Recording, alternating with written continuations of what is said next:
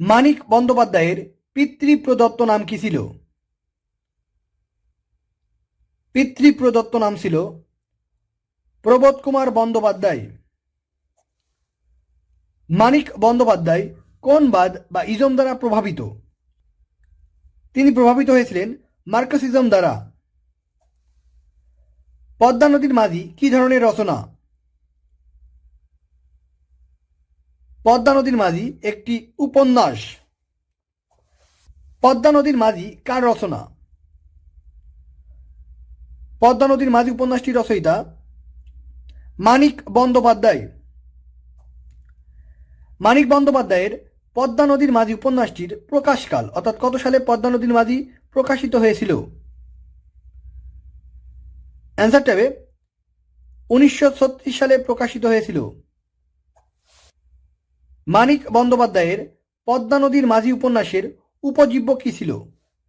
13তম বিশেষ আসছিল। উপজীব্য ছিল জেলে জীবনের বিচিত্র সুখ দুঃখের ঘটনা। জহির রায়হান একজন বিখ্যাত ড্যাশ ছিলেন। জহির রায়হান একজন বিখ্যাত চলচ্চিত্রকার ছিলেন। জীবনমুখী সমাজ সচেতন কথাসাহিত্যিক জহির রায়হানের আসল নাম কি ছিল? জহির রায়হানের আসল নাম ছিল মোহাম্মদ জহিরুল্লাহ। 1972 সালের 30শে জানুয়ারি নিখোঁজ ও শহীদ হন কে? নিখোঁজ ও শহীদ হন জহির রায়হান। বাংলাদেশের ভাষা আন্দোলন ভিত্তিক উপন্যাস কোনটি? ভাষা আন্দোলন ভিত্তিক উপন্যাস আরেক ফাল্গুন। জহির রায়হানের আরেক ফাল্গুন উপন্যাসটির পটভূমিকা বা প্রেক্ষাপট কি? প্রেক্ষাপট ছিল 21শে ফেব্রুয়ারির ভাষা আন্দোলন। আরেক ফাল্গুন উপন্যাসটি কার রচনা? আরেক ফাল্গুন উপন্যাসটির রচয়িতা জহির রায়হান। তপু কোন গল্পের চরিত্র? তপু ছিল 21-এর গল্পের চরিত্র। তপুকে আবার ফিরে পাবো এ কথা ভুলেও ভাবিনি কোনোদিন, অর্থাৎ কোন গল্প থেকে নেওয়া হয়েছে? এটি 21-এর গল্প থেকে নেওয়া হয়েছে। নিচের কোনটি জহির রায়হানের রচনা? 4টে অপশন দেখতে পাচ্ছেন। জহির রায়হানের রচনা হচ্ছে আরেক ফাল্গুন। কোনটি জহির রায়হানের রচনা? জহির রায়হানের রচনা বরফ গলা নদী। জহির রায়হানের বরফ গলা নদী একটি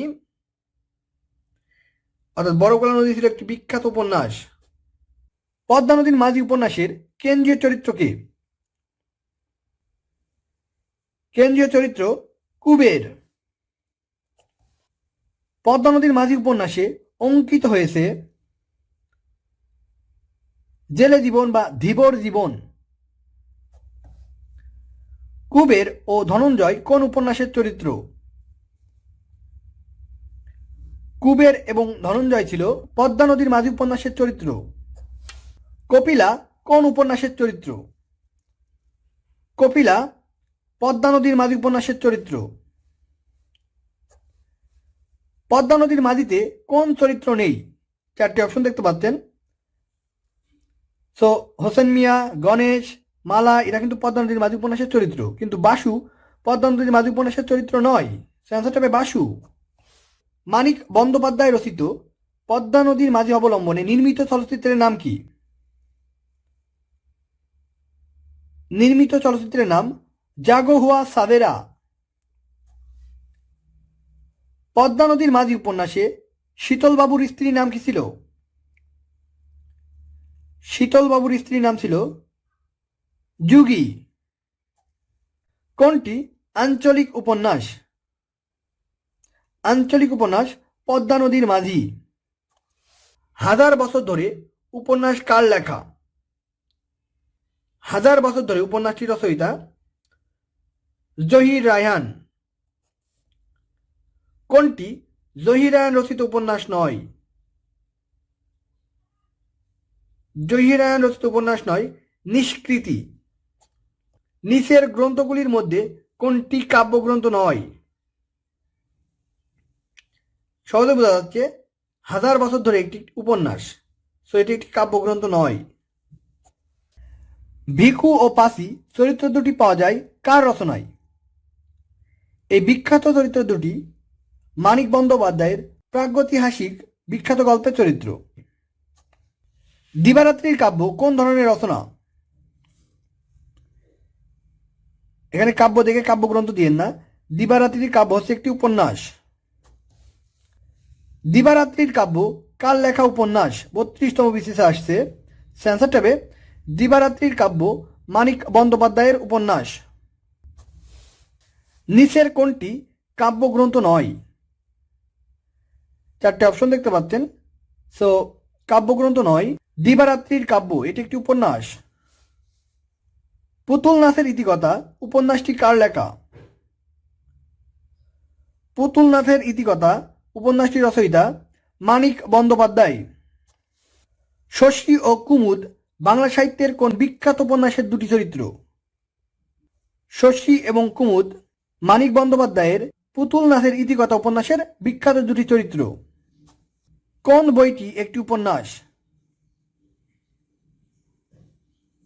দিবারাত্রির কাব্য মানিক বন্দ্যোপাধ্যায়ের একটি উপন্যাস। সূর্যগ্রহণ গল্পটি কে রচনা করেন? সূর্যগ্রহণ গল্পটি রচনা করেন জহির রায়হান। জীবন থেকে নেওয়া চলচ্চিত্রটির পরিচালক কে? জীবন থেকে নেওয়া চলচ্চিত্রটির পরিচালক ছিলেন Zahir Raihan. Let there be light চলচ্চিত্রটির পরিচালক কে? 40তম বিসিএসে আসছে। So let there be light চলচ্চিত্রটির পরিচালক ছিলেন জহির রায়হান।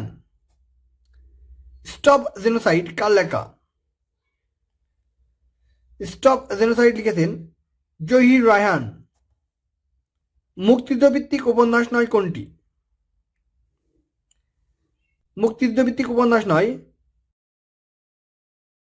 মানিক বন্দ্যোপাধ্যায় রচিত উপন্যাস কোনটি? 4টে অপশন দেখতে পাচ্ছেন।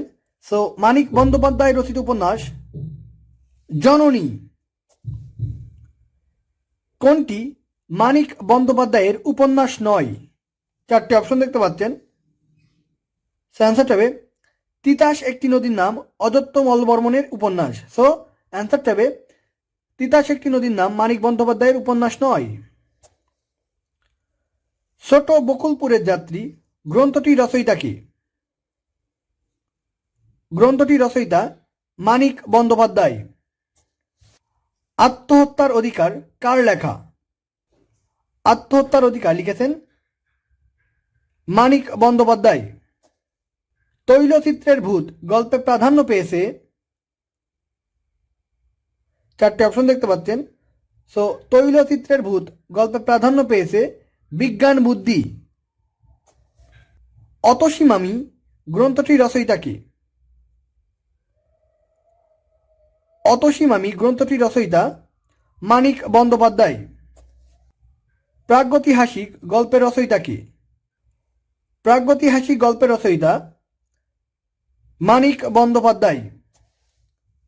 কোনটি কাব্যগ্রন্থ নয়? দেখেন একই প্রশ্ন বিভিন্নভাবে আসছে। সো কাব্যগ্রন্থ নয় 4টে অপশন দেখতে পাচ্ছেন।